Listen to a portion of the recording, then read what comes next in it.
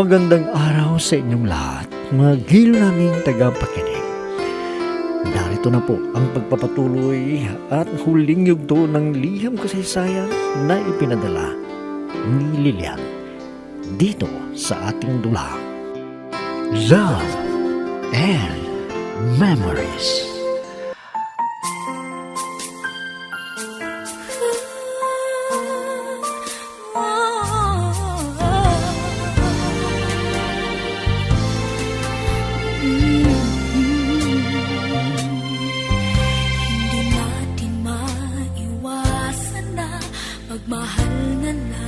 Sinurpresa ni Itay si Inay at tuwang-tuwa siya dahil nakauwi rin ang Itay ko.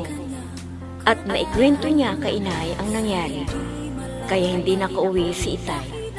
At nang gumaling ang mga sugat ni Itay, ay umuwi na at tinupad ang pangako na maagang magretiro. Dahil di na rin siya pwede dahil natamaan sa paa, kaya hindi na diretso ang paglalakad. At minsan, sumama sa palengke ang Itay. Sinamahan ang Inay na nagtinda ng gulay at naubos. Umuwi na at nanood ng balita at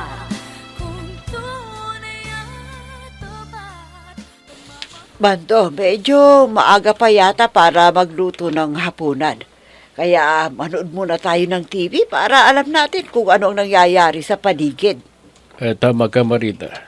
Alam mo, doon sa kampo o kaya sa pinupuntahan namin na lugar, hindi kami nakakapanood ng TV para malaman namin ang mga balita. Ganun ba? Daming krimen na nangyayari, ano?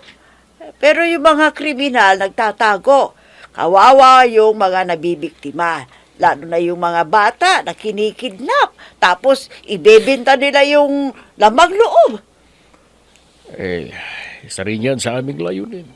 Pero ang importante na binibigyan namin ng pansin ay hulihin ang mga rebelde na nanggugulo sa tahimik na buhay ng mga tao.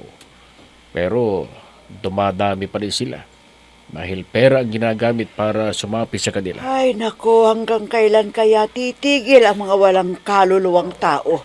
Pumapatay, nambibiktima. Pero sa ibang bansa naman, may mga digmaan at maraming nasasabugan na mga tao dahil sa pagbobomba ng kalaban. Tignan mo, Mando. May mga pirata. May hinustings na mga siban. Hindi totoo itong nakikita ko. Ha? Bakit, Marita? Kilala mo ba yung ipinakitang lalaki at nagulat ka? Sino ba yun? Yan yung nobyo ni Lilian na hostess. Naku, anong gagawin natin ngayon? Sasabihin ba natin kay Lilian ang nangyari sa kanyang nobyo, ha? Mando, magsalita ka naman. Oo naman, Marita. Para hindi maghintay sa wala. Kesa patuloy natin na lukohin. Kahit alam natin ang nangyari. Sana hindi mapahamak si Dante. Minsan ng isang simpleng ngiti ay mayroong dala, isang tapat na hangarin at pangakong dakila. Hindi man ito pinapansin minsan. ano? Sina Itay at Inay? Pumunta rito at pumitas ng mga gulay na ibininta dun sa palengke? Ay, oo, Lilian. Tuwang-tuwa ang Itay mo sa mga itinanim kong gulay. Ang sabi, may igugulay na sariwang gulay at pagkakakitaan pa. Opo, Lola. Ang sipag ninyo talaga na magtanim ng iba't ibang gulay. At saka, masaya po kayo sa ginagawa ninyo. Nagkakapera pa kayo sa mga alaga ninyong manok at kambing. Ay, opo, apo. Ay, dahil tinutulungan din ako ng mga pinsan mong lalaki. Ayaw nilang napapagod ako. Kaya sila ang nagdidilig at nagpapakain sa alaga kong mga hayop. Hindi bale, Lola. Binibigyan naman ninyo sila ng pera na panggastos nila sa kanilang pangangailangan. Ay, syempre, apo. Para may pakinabang sila sa pagod nila sa pagtulog sa akin. At tuwang-tuwa sila sa binibigay ko. dahil hindi sila makahingi sa kanilang magulang dahil hindi sapat ang kita para sa kanilang pabubuhay. Ganun ho ba? Kawawa naman sila, Lola, no? Dahil ang dami silang magkakapatid, kaya tipid sila sa lahat ng bagay. Kaya nga, kinuha ko sila sa kanilang mga magulang para may kasama ako rito. Para makakain sila ng husto, may pera pa sila. O ano, magdadala ka ba ng gulay sa bahay ninyo? Huwag na po, Lola. Baka may inuwi na sina Itay at Inay doon sa bahay. Alam naman ninyo, matagal na hindi nakakain ng gulay si Itay. Kaya sigurado na magluluto si Inay ng gulay.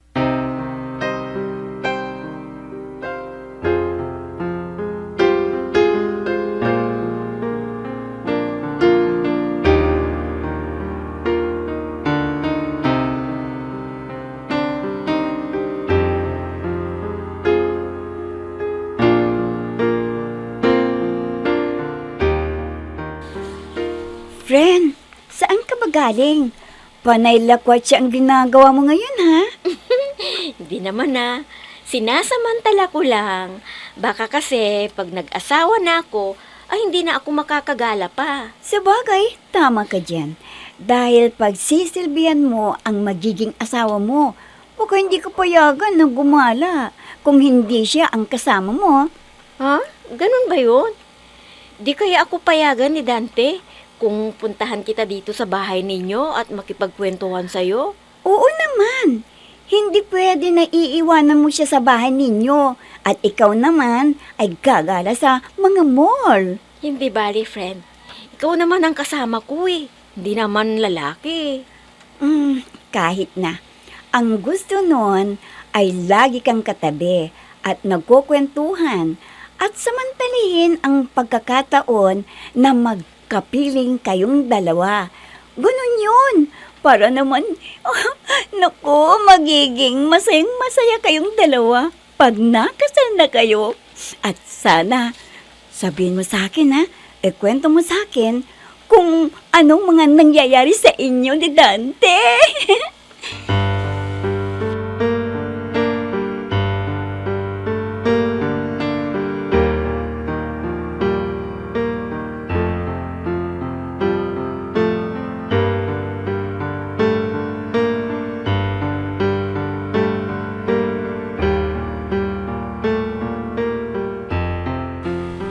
Inay, nandito pa ba si Lilian?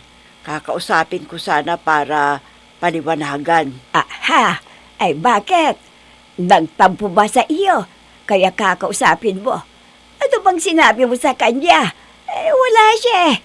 Kaalis lang dito. Hindi po siya nagtampo, Inay. Gumagala.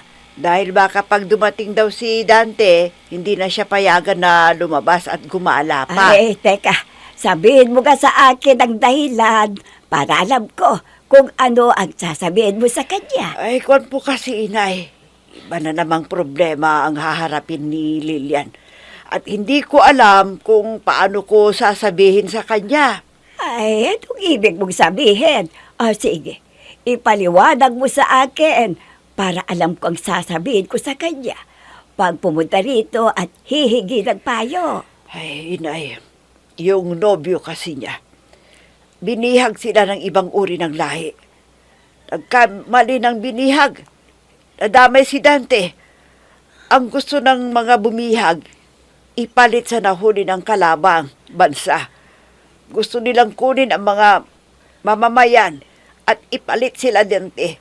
Pero Filipino ang binihag nila. Ay, nako Marita, malaking problema yan. Paano mo sasabihin kay Lilian? Ay, ang mabuti pa ay si Bando ang magsasabi kay Lilian. Baka pakinggan niya kanyang itay. Sige po, Inay, alis na ako. Baka umuwi na yon. At sabihin ko kay Mando na siya ang magsabi kay Lilian tungkol sa nangyari kay Dante na binihag ng ibang lahi.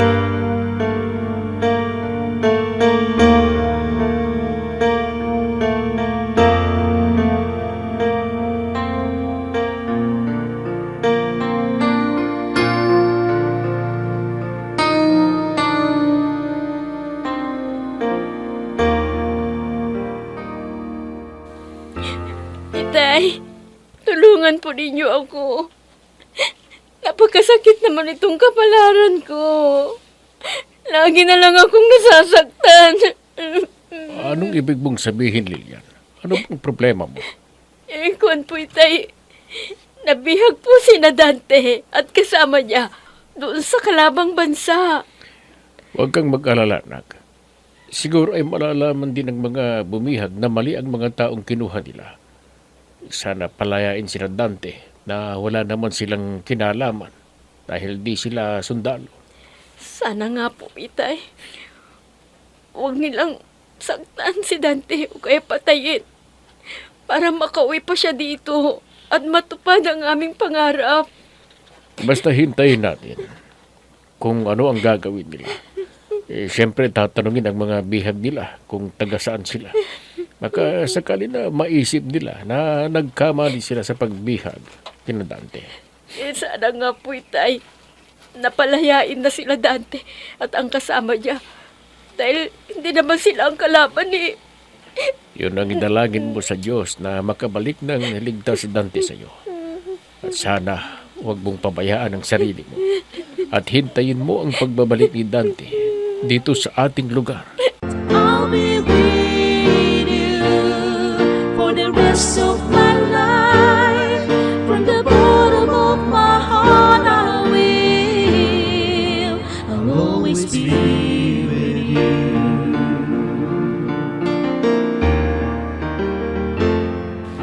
Anong gagawin namin ngayon? Hindi pa kami palalayan ng mga bumiyag sa amin. Kaya sabi namin na hindi kami Pilipino. Pinipilit pa rin ni Ma. Kalaban kami. Siguradong alam na nila. Alam nila ni Lilian ang nangyaring ito sa akin. Pero anong gagawin ko? Hindi naman ako pwedeng tumawag. Baka saktan nila ako. Gaya ng ginawa nila sa isang binihag nila. Binugbog ng walang awa. Diyos ko, tulungan niyo naman sana kami. Sana sa lalong madaling panahon makauwi na kami sa amin. At para hindi naman problema sa akin ang pamilya ko.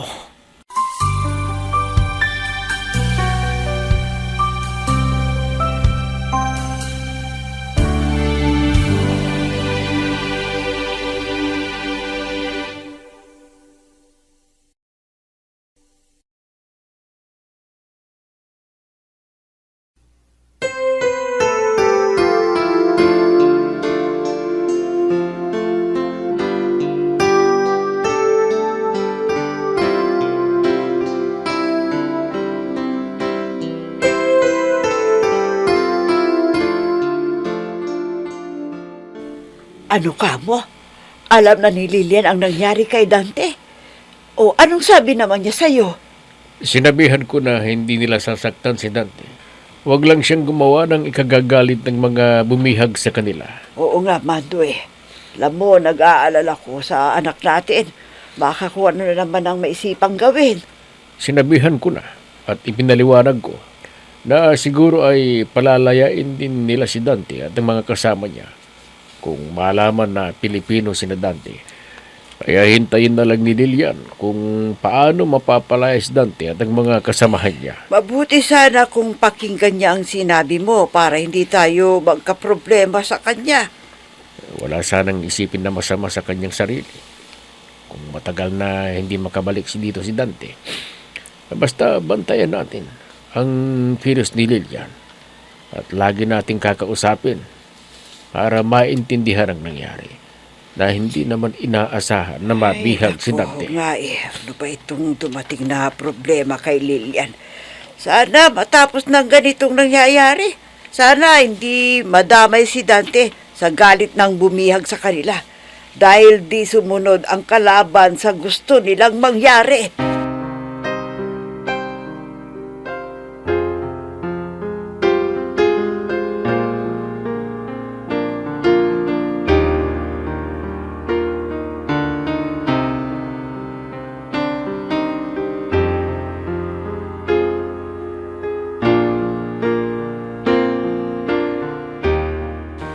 Friend, huwag ka sanang mawalan ng pag-asa.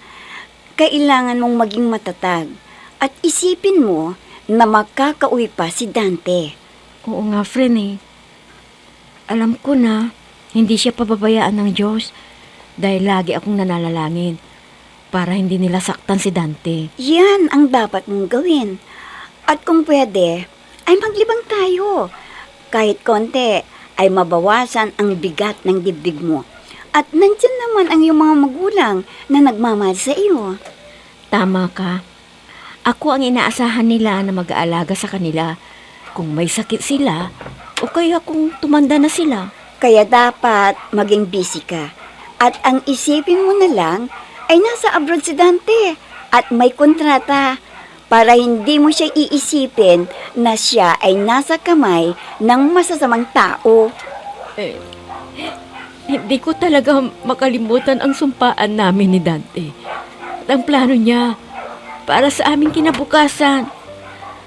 Bakit para kaming sinusubukan ng kapalaran? Kung kaya namin malampasan ang mga pagsubok na ito sa aming pagmamahalan, kailan kami magkikita? Kailan? Ay, naku, friend. Magtiis ka muna. Talagang kanya ang buhay dito sa mundo. May mga problema na dumarating sa buhay ng tao. Kaya, magtiwala lang tayo sa Diyos. At ang hiling mo ay makakamit mo rin, friend. Yan ang tandaan mo.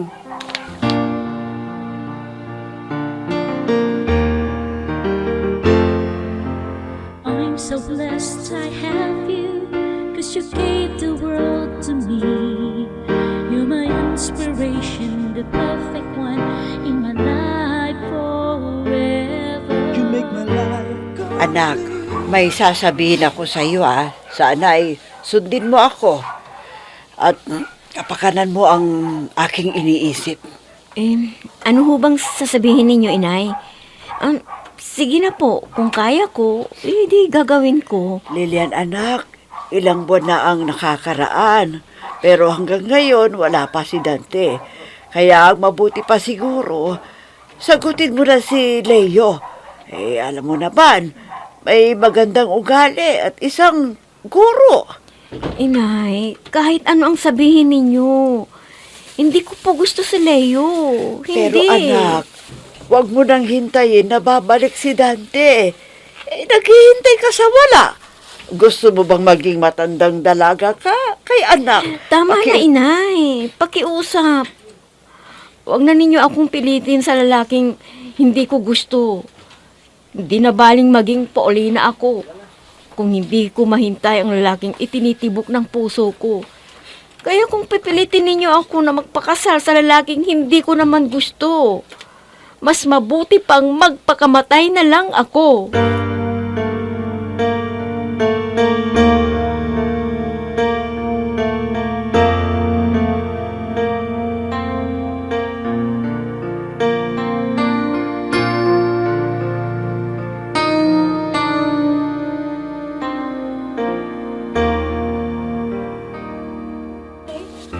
Masasaya silang magkakapareha. Pero ako, wala pa. Kaya nalulungkot ako. Dahil hindi ko na mahintay si Dante. Hindi ko siya pwedeng palitan. At nag-iisa lang siya na itinitibok ng puso ko. Kaya mas mabuti kung hindi na ako iibig pang muli. Kahit anong gawin ni Inay at Itay, hindi ko sila susundin. Lilian, nandito na ako. Nakalaya na ako sa mga bumiyag sa amin. Miss na kita, Lilian. Dante, ikaw nga ba? Oh, Dante, hindi ba ako nananaginip lang? Ikaw ba yan talaga? Oo, salamat sa Diyos. Nakabalik na ako dito sa ating lugar. Oh, Diyos ko, maraming salamat. At nakamit ko rin ang hiling ko sa iyo. Napakasaya ko ngayon. Halika, huwag mo nang bantayan yung magnobyo na namamasyal dyan sa plaza. Umuwi na tayo sa bahay ninyo dahil kasama ko ng mga magulang ko at mamamanhikan na kami. Totoo, Dante. Oo, Lilian, magpapakasal na tayo sa lalong madaling panahon.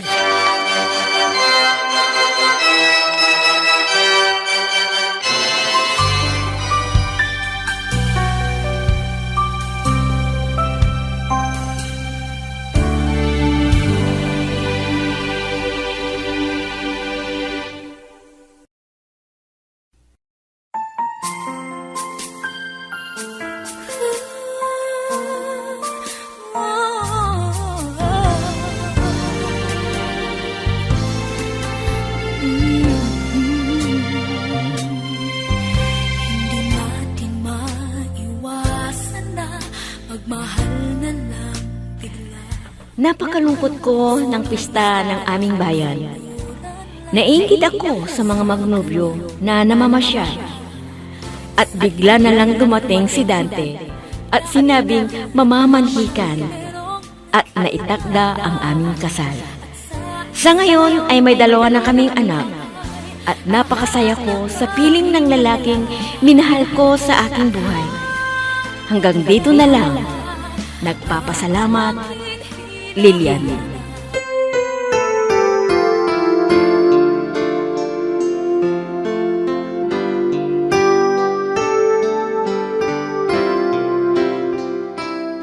At dyan na po nagtatapos mga kaibigan ang liham kasaysayan na ipinadala ni Lilian. At naway kinapulutan niyo ng aral sa buhay ang kanyang kasaysayan. Hanggang sa muli mga kaibigan, muli po ninyong abangan at pakinggan ang aming bagong isasadula dito pa rin sa ating dula. Love and Memories. Mga nagbibigay buhay sa ating dula ay sina Mayra Abrihal Narnola, Susan Malikdem, Robert de Guzman, Yehuda Ismael, Eva Alcoriza, Jun Cabato, Ami Diaz, at si Oscar Ora. Technical supervision at musika ni Oscar Ora. Nilapatan ng tunog ni Robert de Guzman. Mula sa panulat at direksyon ni Ami Diaz. Love and Memories. Inihahandog sa inyo ng F3 Recording Studio para sa Pambansang Radyo ng Pilipinas, Bombo Radio, Philippines.